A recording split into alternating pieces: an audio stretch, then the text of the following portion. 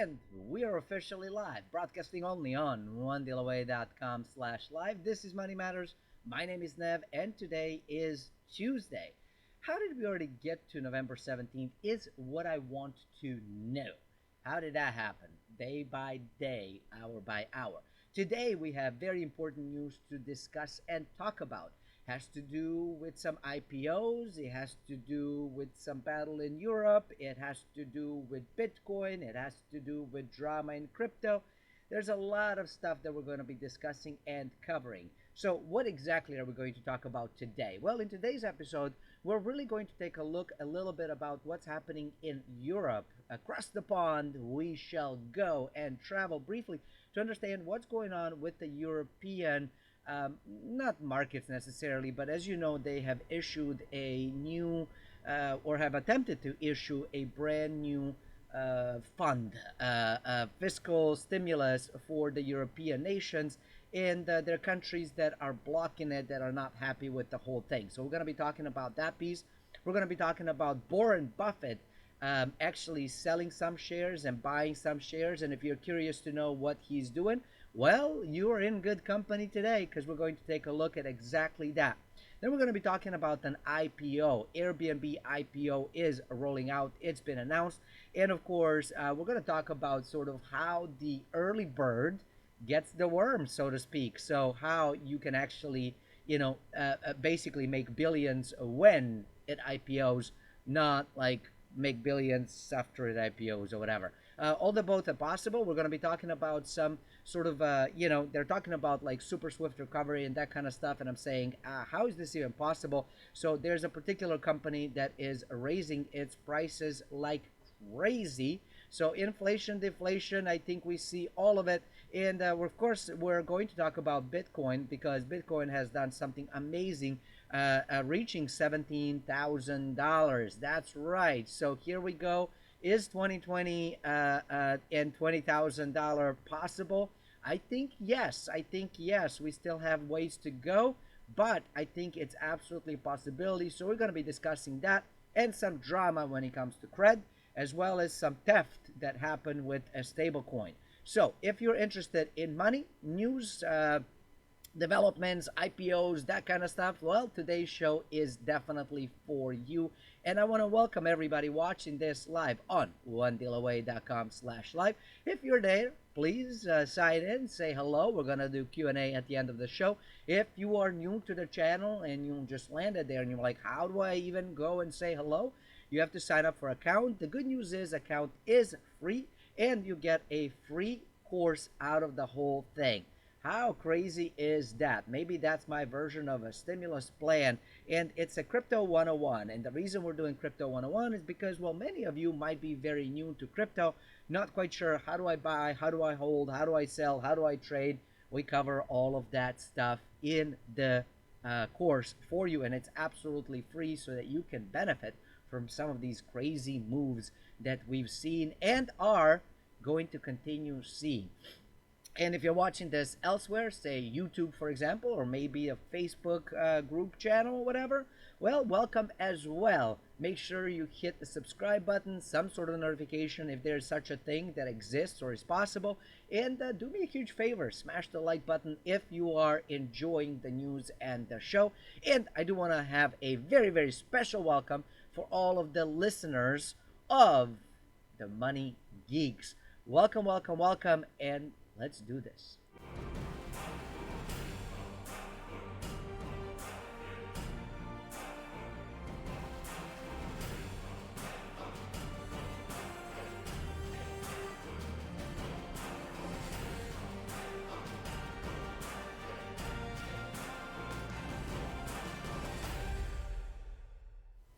All right, y'all. Good morning. Let's get started. Let's kick off with the European battle with the money, or about the money, or for the money, or however you want to call it. I don't know.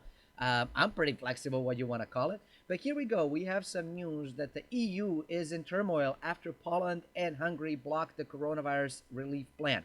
The European Union plummeted into political crisis Monday when two member states blocked its coronavirus recovery plan.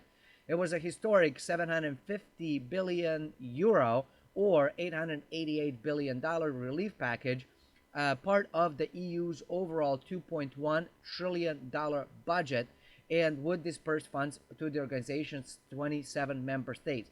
However, vetoes were issued by Hungary and Poland to basically, I don't know that it's going to stop it completely, but it's definitely putting a pause on it, on infusion of the economic stimulus. And the reason for that is that they are basically, the Hungary and Poland are fighting the whole thing, basically saying that, it's not just that they're pushing in money, they're also wanting to tell us how to run our countries and our businesses within our stuff. Now, over the past decade, Hungary and Poland both have faced international scrutiny for political encroachment into their media and judiciary system.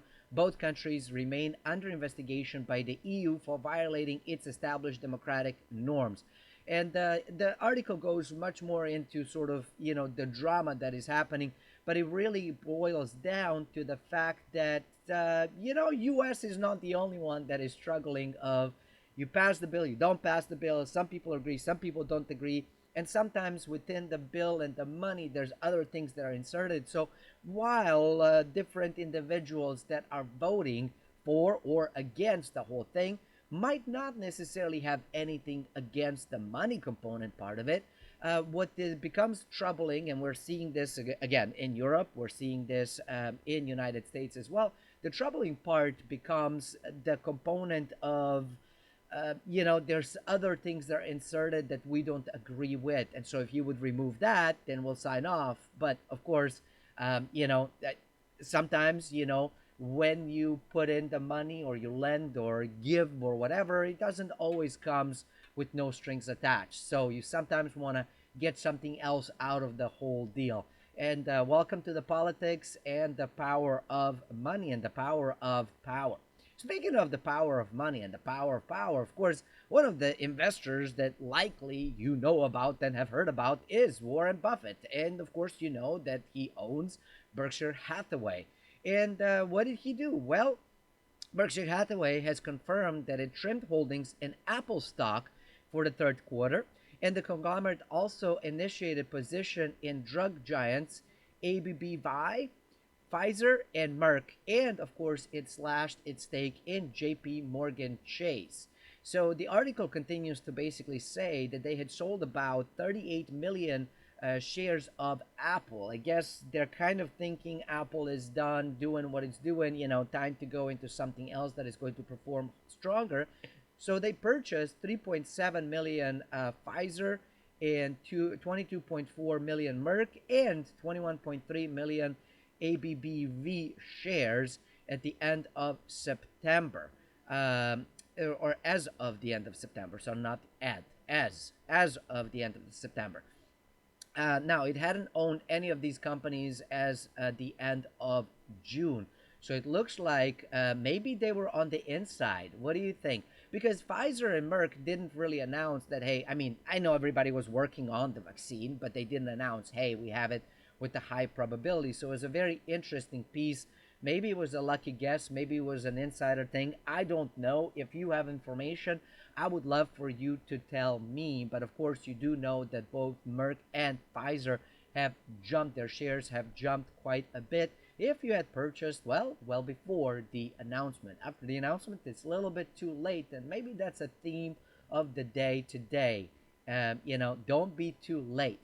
Now, of course, they sold 21.2 million JP Morgan shares, and JP Morgan has a stock has slipped 16% so far this year. Now, these are not crypto kind of moves because we see 16% in an hour sometimes.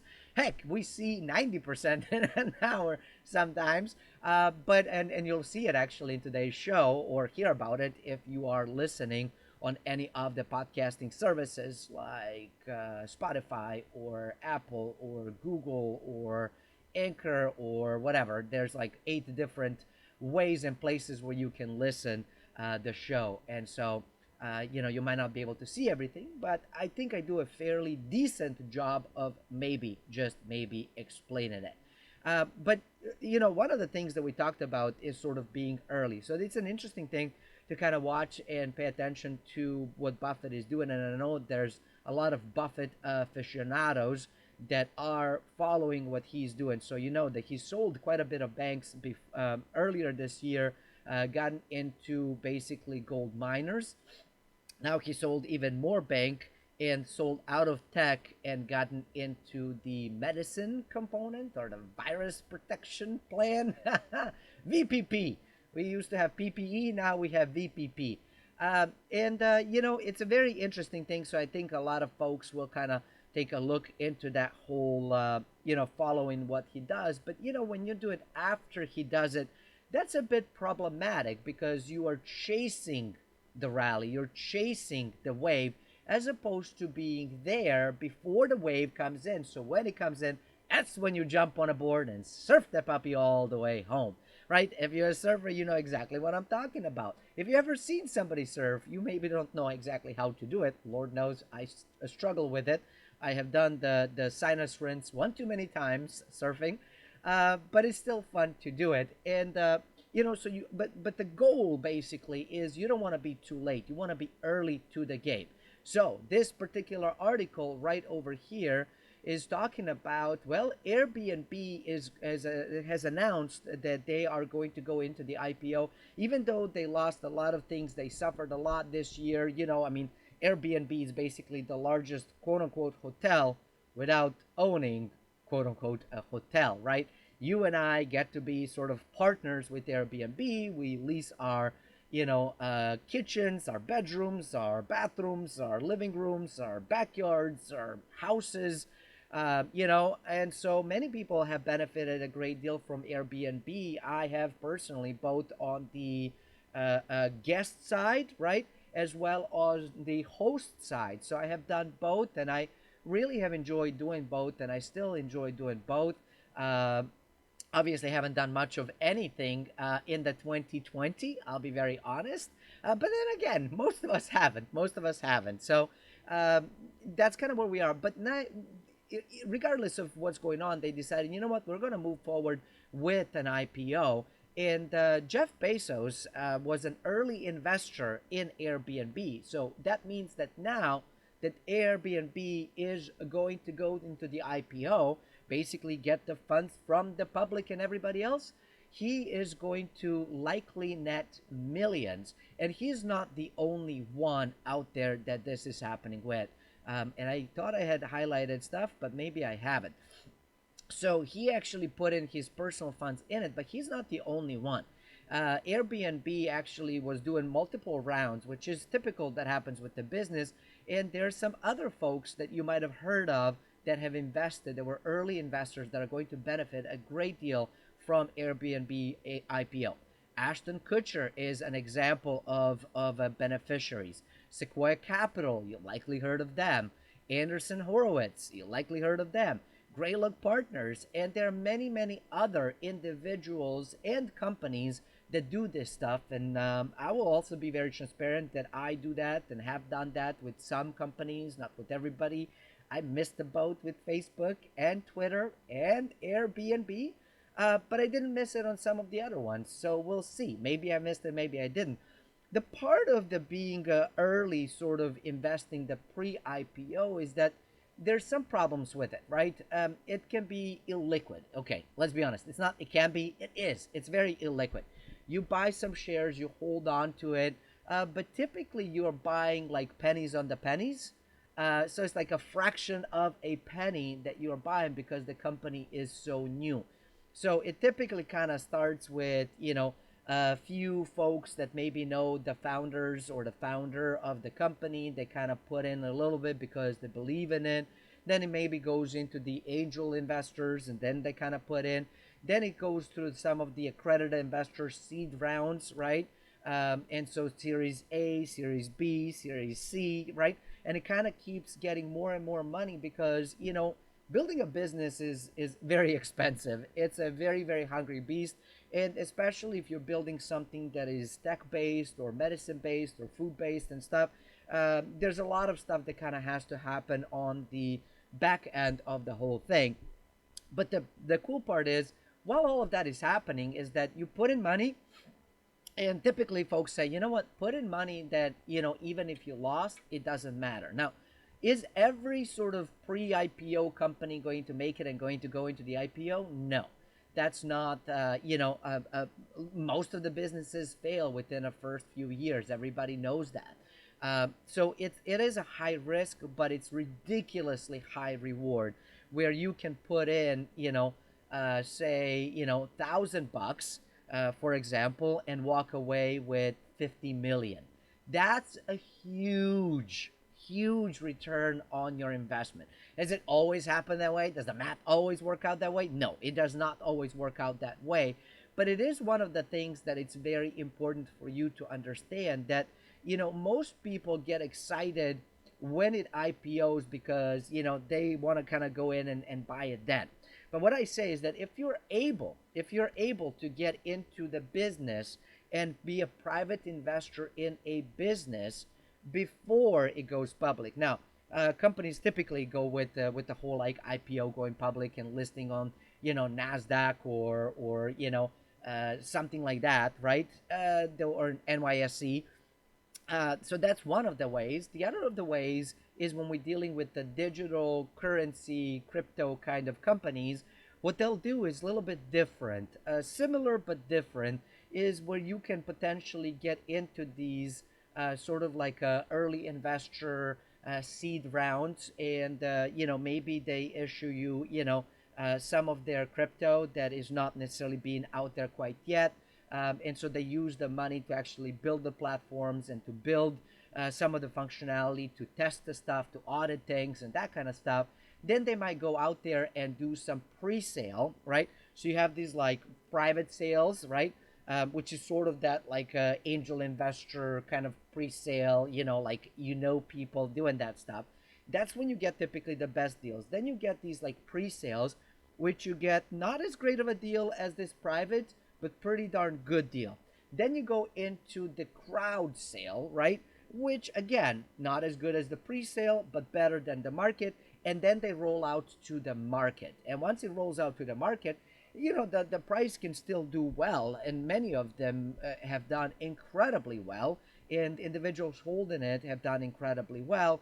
But one of those things is that like that's the part where you want to go in, and you want to go in early. So early bird gets the worm. Early human investor gets potentially huge returns into it. And of course, you want to you want to invest in services and products and companies that you like, that you trust. The way that I like to think about the crypto stuff, I'm going to talk about it in just a moment, is I like to hold the tokens of the projects that I really like and that I use. You know what I mean? Ethereum, for example, I use it all the time. I use it for to fund the projects. I use it to launch my stuff. I use it to buy some other cryptos. I use it to kind of like trade and stuff, which I don't do nearly as much as most people. So it's so like super random rare kind of thing. Like if I see an easy opportunity, I jump on it, and that's about that. But like that's one of the things that makes sense. If there's a project that I really believe in, or I potentially would partner with or whatever, then it makes sense for me to hold some of their coins or tokens, depending on what they call it and how they behave and stuff. So before we jump into the crypto, I also want to share with you that here is the crazy part of what's happening. Hulu raises the price of its live TV service by $10. $10 doesn't sound a lot, but it's actually an 18% increase in pricing. Does that make a difference to you? Most people, I would think, say yes, right? And this is the part of the mindset kind of game. Sellers and marketers are very good to sort of position things in a way that it makes sense, right? Where you go, okay, that makes sense. Because when I said, all right, well, it's just going to cost you $10 more a month, you were like, all right, it's just $10 more a month, right? But if I said that your cost of a service has gone up 18%, you'd be like, wait a minute, my salary hasn't gone up 18%. Like, if I'm lucky, it's gone up 0.5%. Then this year, I think most people won't even see that. They actually might see it go down 18%, right? So, but, when it's $10, you're like, it's just $10. So, what is actually the cost of the whole thing, right? Well, The cost is subscription cost of its live TV service has gone up by 18%, and it's 65 bucks a month. 65 bucks a month for what? A TV service. Okay, great. It's an entertainment, but what do you get from it? I you might decide to shut me up and shut me down. You might decide to give me all kinds of thumbs down for what I'm about to say, but I'm going to say it because I believe in it. What has watching TV done for you? I mean, okay, sure, it provided an escape from reality. I get that. It provided some entertainment, especially when you're with somebody that you really like and you can cuddle and watch a movie. Cool. Okay, great. I get that as well. But consistent sort of like, surfing up and down the channels and stuff and watching all these things, like what has that done for you? Has it gotten you a better job? Has it helped you get into a business? Has it improved your investment strategy? Has it made you richer? For most people, they're going to say no. Has it made you healthier, by the way? Probably not, because you're sitting there watching TV as opposed to maybe like going for a walk or making love to somebody you, well, hopefully love. But I'm not judging. I'm not judging. So and so it's crazy to me that people will go in, spend 65 bucks a month. 65 bucks a month. Hold on, let's take a look at, because my math is not performing today. Uh, that's $780 in a year that you spend. Never mind all of the hours that you waste, watching all of this stuff. $780 a year. Now, here's the crazy part that I'm going to do a little bit of comparison right here, right? So, sure, you get movies and sports and all of that stuff. But again, my question is, has it made you healthier? Has it made you wealthier? Has it made you smarter? Have you learned how to make a business and profit from it? Have you learned how to invest in something? If the answer is yes, then cool, keep the service at 65 bucks a month. If the answer is no, maybe, just maybe, crazy thoughts, I know. Why not take that 65 bucks a month and put it in some sort of like educational service? Um, you know, and again, now you're going to go, oh, he's about to sell us stuff. Yes, I'm actually about to make you an offer, not sell you stuff, make you an offer. And that is, on onedealaway.com, which is a sponsor of the program, which is why you're getting all of the stuff free, which is why we haven't put in any ads. And I'm thinking maybe I'm the only crazy one because everybody else is also promoting their services, and yet they also put in other people's ads. So they're making basically double the income. So crazy. Clearly, I am the crazy one that maybe I'm thinking at some point I just might decide to do that. Because the longer I think about it, the more I think I shouldn't be doing this stuff because clearly people want to see ads. But, anyways, I digress. So, I'm going to make you an offer. So, on onedealaway.com, we actually have quite a bit of programs and courses and everything else. For 1 year's subscription to the cable that hasn't made you healthier, wealthier, better investor or anything like that, you can actually purchase a course, get one for free, potentially get something else, including like, individualized coaching to get you into stuff that is going to teach you how to invest and actually make money. And you're still going to have money for basically dinner, ice cream, and who knows, something else. So that's the crazy part. Or if you want to stay on the per month subscription component for less than 65 bucks a month, right? I'm going to give you a giant discount of $15 a month. You do the math of the discount in the percentage from Hulu, and you get to join the One Deal Away Academy, where you get all of the courses that we offer, right? So you're going to get money management stuff, how to think about money and managing it inside the business. We're also going to do some treasury component within the business and the crypto that we're going to be adding on soon. You get to find out an interesting sort of like course on marketing and how to write your first book and become an author if you are interested in doing that stuff. You're going to learn how to invest in real estate and different strategies and tactics that you have, anywhere from the challenge, if you want to take me up with that, to flip it online, how to basically buy and sell real estate property without lifting a finger, ever going anywhere, all from a comfort of your home. What else do we have? Advanced strategies to real estate investing, the basic sort of buy and hold model. So there's a ton of stuff that is offered, and all of that you can get for less than a price of Hulu, which is 65 bucks a month. And again, if the TV has made you richer, hey, by all means, go for it, keep at it. But if it hasn't, maybe it's time to chuck that puppy out the window and start doing something else. Because if you're waiting on the government, you're going to die waiting, as we've seen case happen here in US, in Europe, and around the world. All right, time to switch over to the crypto markets and the crypto stories and find out what in the world is happening over there. And let's refresh to find out. And here we go. Excuse me. You need to sign in or sign up before continuing. Okay. All right. So CoinGecko wants us to start signing in now. Cool. Let's see. Bitcoin. Bitcoin is currently trading at $16,975.26. We are 25 bucks, a little bit less than 25 bucks away from $1,700, and I believe that it is very possible to happen today, or at least this week. Bitcoin has pumped 4.1% in 24 hours, or 10.6 in 7 days. Ethereum is holding steady above 400, not 600. Goodness gracious, I might have just gotten somebody excited. No. It's $465.88. It's up 2.9% over the 24-hour period, 4.6% in the 7-day time period.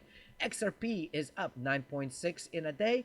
Link up 3.7. LTC Litecoin 9.5. Bitcoin Cash 1.5% in 7 days. Polkadot 8.2, Binance 2.6. As you can see, when we scroll down, it's predominantly in the greens. And let's see who's been performing the best over the last 24 hours. And it's SNX, Synthetic Network, 12.3%. Then we have Wi-Fi or Wi-Fi. It is above $20,000 at the moment, and it's up 11% in 24 hours. Then we go into the balancer, 9.7% pump. XRP 9.6, LTC 9.5. As you can see, there's a lot of things in the 9s, in the 8s, and it goes down from there. On the dumping side, we don't really have much of anything. The biggest one is Uni at negative 4.4. Then we have DCR at negative 3.7, SDX 3.4. Then we get into the 2s with Wave, Sol, XEM, and it kind of goes down. So not much happening on the 24-hour losing streak. Now, if you're thinking of who is the best, absolutely best performer in the 7-hour period, it's Sushi, up 125.7%. And if you know anything about Sushi or have been watching, following the channel, which I believe you should, this is the reminder for you why you should subscribe and or hit notifications and potentially consider joining us live every morning at 7 a.m. on onedealaway.com/live. Because we talked about Sushi in the past, then you will know that Sushi is basically a parasite of Uniswap. CRV is in a second spot curve, and it's at 91.8% up.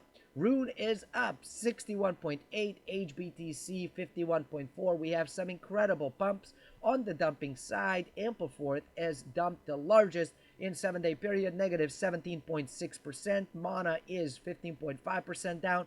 Digibuy down 8.9. Philcoin, FIL, Filecoin, I call it Philcoin, Filecoin, negative 8%. CRO, negative 7.6. And then it goes down into 4, so not a whole lot of dumper side, but, you know, if you're down 17%, hey, you still got to make all of that money up. Now, one of the interesting things that we've also been discussing here, but it's important to discuss because you might be new to the channel, in which case, welcome, super excited that you're here. Coinbase goes down as Bitcoin nears $17,000. And here we go, Coinbase does it yet again. They have been doing this quite consistently lately, and according to a company update, a fix has been implemented and the company is investigating this issue. They have said this over and over and over again, and we have seen consistently that the Coinbase actually does an outage every single time where the Bitcoin actually pumps more than 0.5% and stuff. So anytime there's this like move of like 2, 3, 4%, and people kind of want to get in to actually buy it or sell. And when I say like 2, 3, 4%, like on the up or the downside.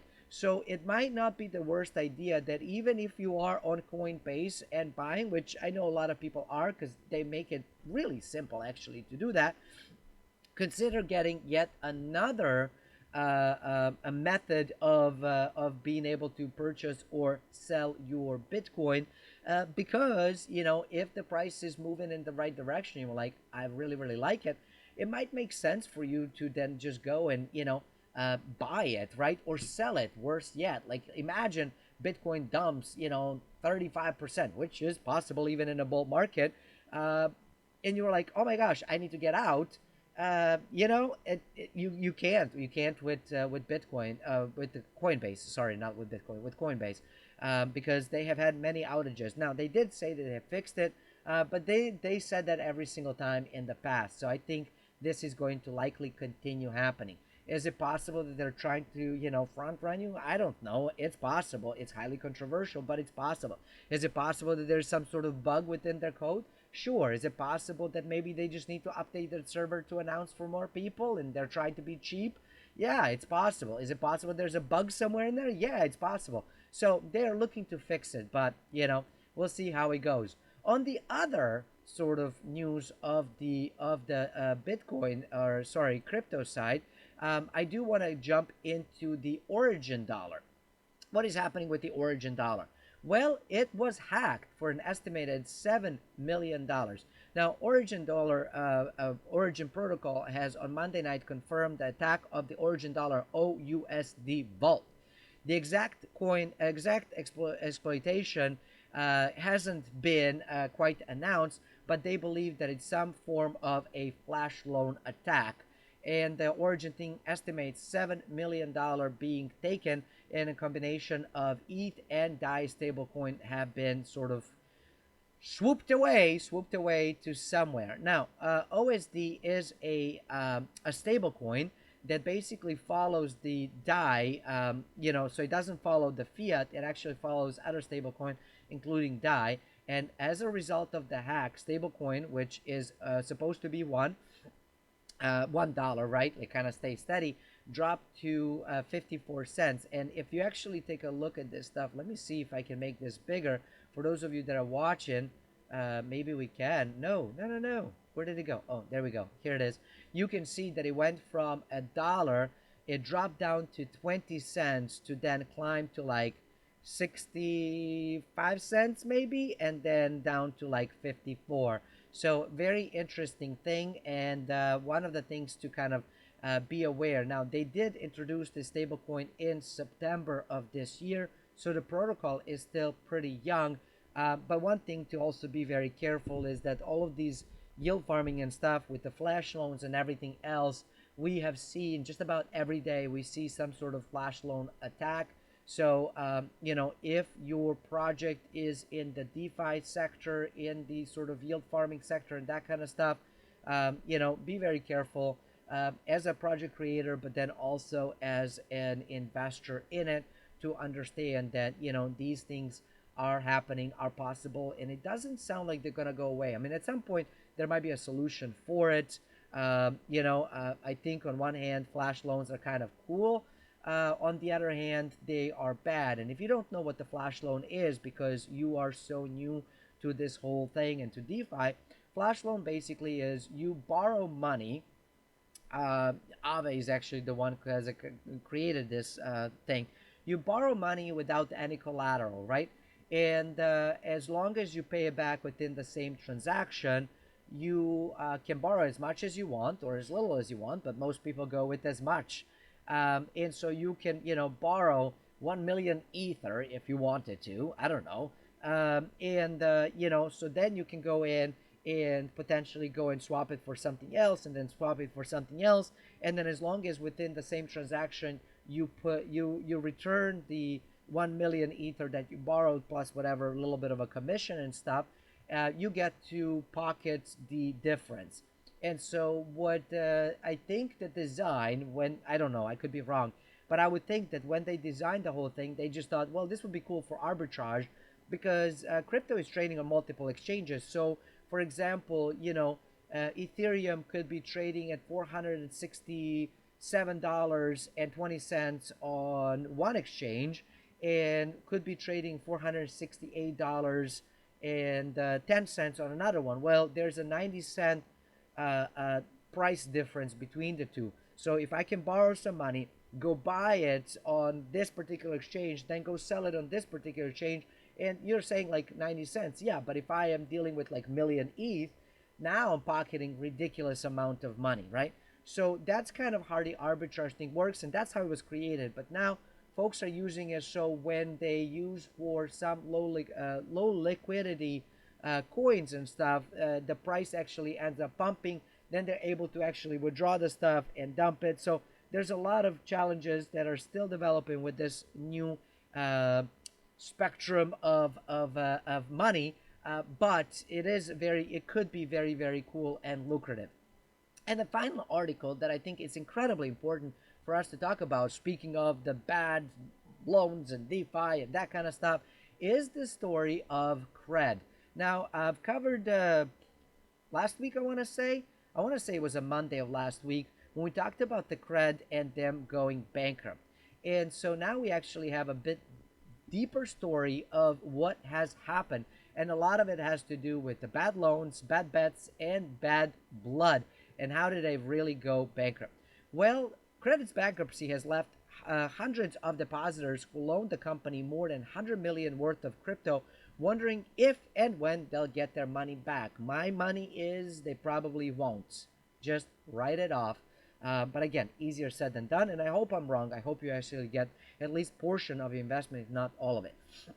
The company's bankruptcy filing primarily blames its woes on alleged fraud by an outside investment manager who Cred entrusted with 800 Bitcoin.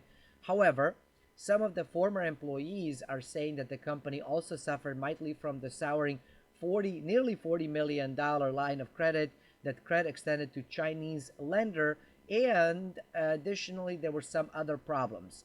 If you add the totals up, 10 million alone can't bankrupt Cred. There's a lot else going on, and this is coming from Cred's former head of capital markets. Now, Cred told the public only one part of the story when they filed for Chapter 11. The attributes Cred's decline to the former chief capital officer and his decision to onboard an asset manager who was later alleged to have committed fraud and disappeared with the money.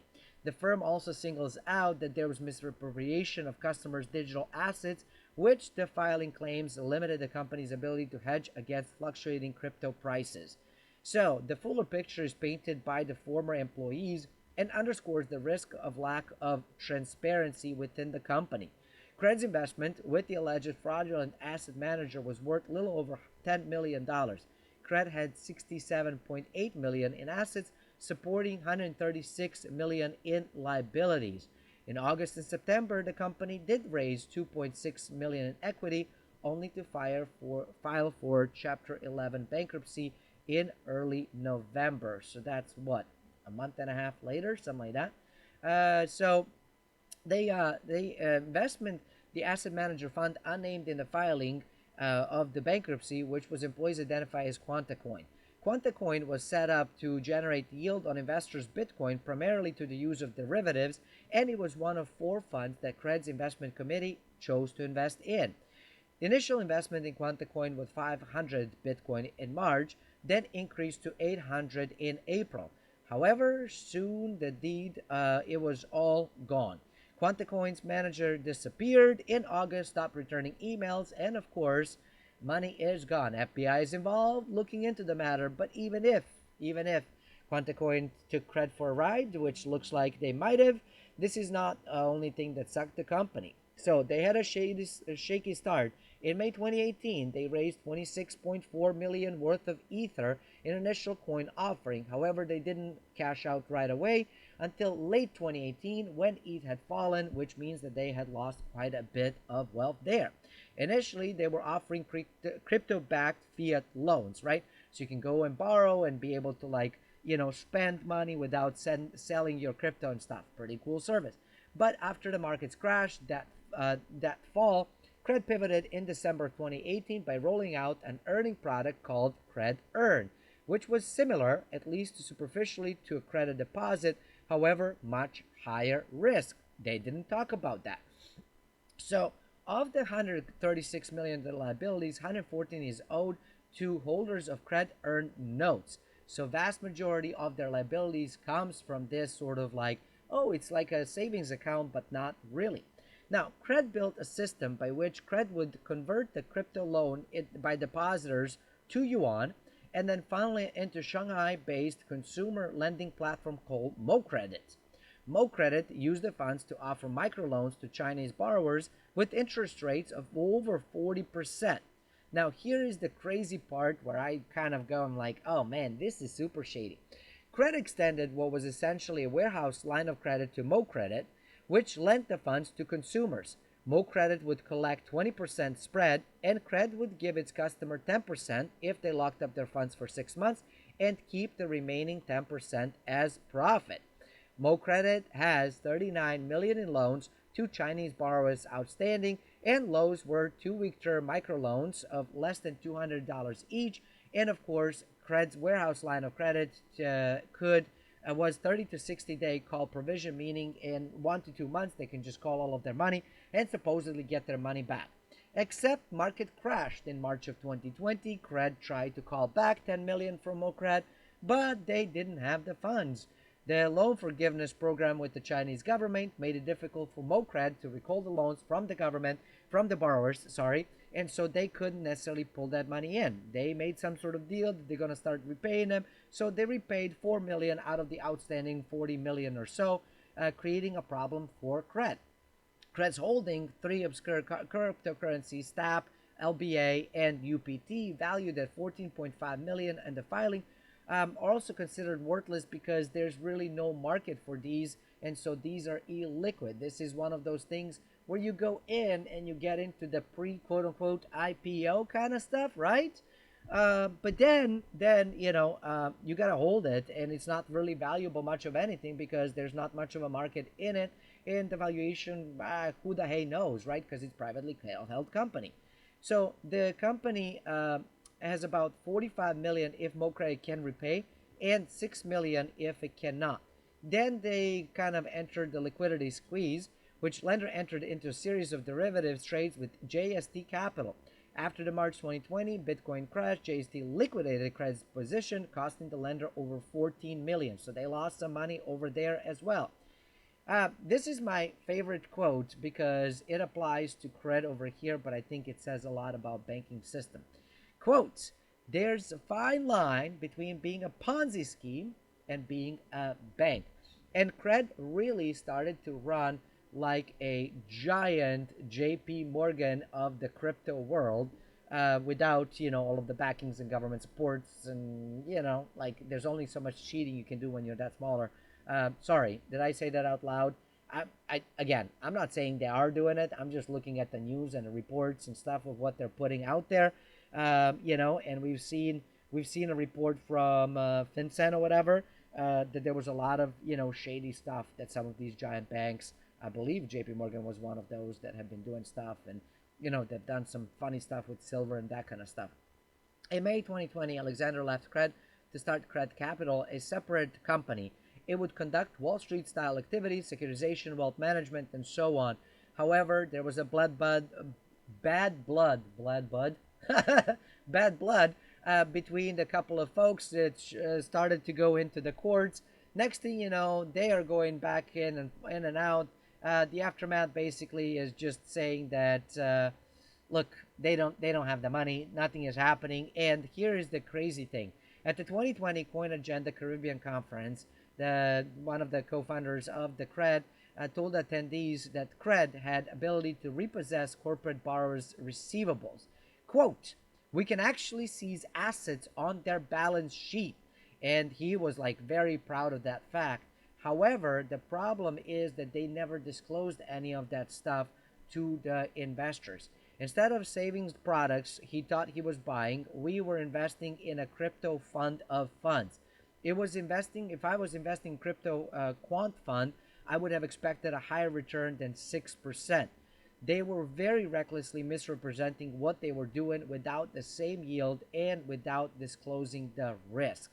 And that is the part of the problem with cred, and probably not the only one. There are probably other ones that are doing that stuff. So your due diligence is very, very important. So if you are doing stuff, you gotta be, you want to know who the company is, who the owner is, how they behave, how they work, and that's, I think, very important, especially if you're thinking about being an early bird.